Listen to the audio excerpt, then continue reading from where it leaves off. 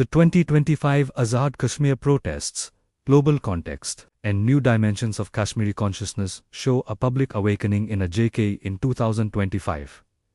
The people reacted to perceived injustices under Pakistani administration. A parallel opportunity now exists for Kashmiris, on both sides of the Locato, to unite. This includes AJK Gilgit-Baltistan and IIOJK. The goal is a peaceful and unified struggle for self-determination. Cooperation can build on JKJAAC, which raises its voice through public demands and justice. The movement must now cross borders and challenge both occupations.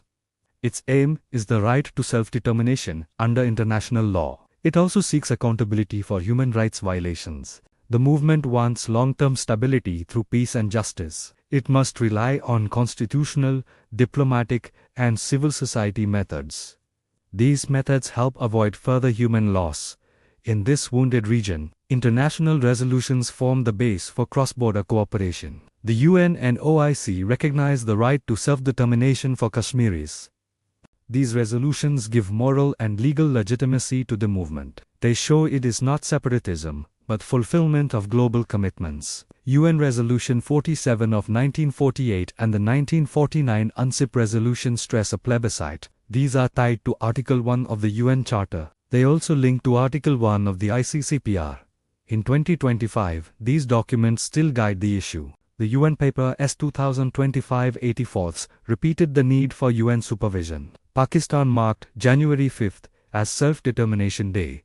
At the UNGA in 2025, PM Shehbaz Sharif highlighted these resolutions. He warned that South Asia's development requires resolving Kashmir. A united Kashmiri stance could ask the UNHRC for fact-finding missions. These missions should examine PAC and IIOJK together. Shared issues like military dominance and resource pressure need exposure. The OIC has long supported Kashmiri self-determination. It has done so since the Rabi Declaration of 1969. In 2025, the OIC contact group held two meetings. One was during the 51st Council of Foreign Ministers. Another was at the Yanga on September 23 to 24. They demanded an end to Indian human rights violations. They asked for the release of Yasin Malik. They urged the end of military laws in Kashmir. The OIC offered mediation to respect Kashmiri aspirations. Its September resolution stressed ending state repression. This opens space for a Kashmir Unity Caucus across PAC and IIOJK. The caucus could raise a united voice on subsidies and rights issues worldwide. Joint strategic steps could repeat JKJAAC's successful tactics. These include strikes, charters of demands, and negotiated concessions. The new approach would function across borders. A KSTA network could link JK, JAAC, APHC, and JKCCS.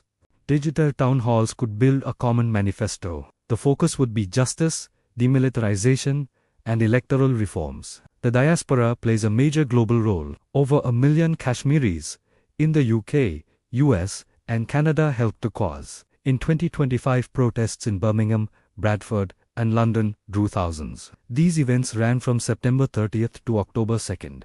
UK PNP and Tehreek Kashmir, UK organized them. Washington saw protests on August 25th. At times, square vigil took place on August 4th. Toronto and Vancouver also held rallies. These actions showed unity in Kashmiri identity across borders. Black Day protests on August 5, 2025, amplified this unity. Events in London, New York, and Toronto gained global attention. UN and OIC sessions noticed the momentum. Online campaigns like #One Kashmir One Voice grew despite blackouts. Global cases offer lessons for Kashmir. These include Kosovo 2008, Bosnia 1995, and South Sudan 2011. Bangladesh 1971, Palestine 1993, Afghanistan 2001, and Iraq 2003 also offer insights. These examples show that international oversight helps. Phased autonomy and diplomacy succeeded more than conflict. An earned sovereignty model could fit Kashmir well. It would use gradual autonomy under UN or OIC supervision. The background of the 2025 AJK protests is significant. Protests erupted from September 29 to October 4.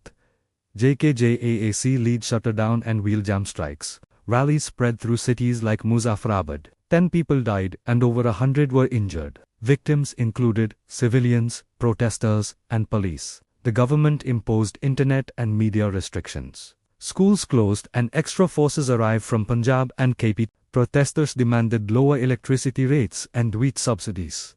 They sought tax relief and welfare reforms. PM Shahbaz Sharif sent a delegation for talks. HKPM Anwar al-Haq called the movement a political conspiracy. A peace deal formed on October 3rd to 4th.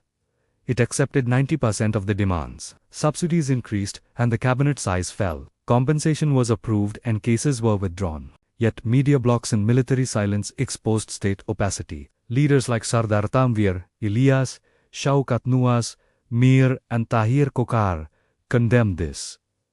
They called it state fear. General Asim Munir and the government stressed peace with order. In the shadow of long frozen mountains, hopes have stayed buried. The 2025 HAK crisis shows that people cannot stay silent without justice. A united Kashmiri voice on both sides becomes a test of conscience. It pushes the world to see Kashmir not as a dispute, but as a challenge to humanity. It is a challenge about dignity, peace, and truth. One voice, one goal, one Kashmir expresses this hope. It imagines rivers flowing free and speech without fear. It seeks the moment when a century of sacrifice becomes a new sun of hope.